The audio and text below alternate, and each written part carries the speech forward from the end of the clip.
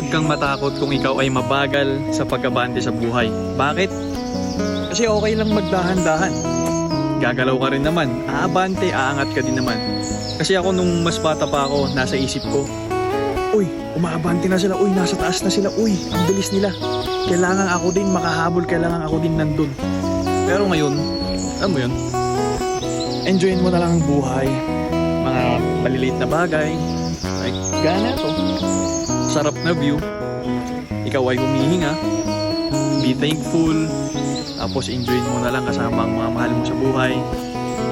Basta wag na wag kang makokontento. Yun yung natatakot ako, yung alam mo yun, okay na ako dito kasi walang pag-usad doon, kaya okay lang na maging mabagal.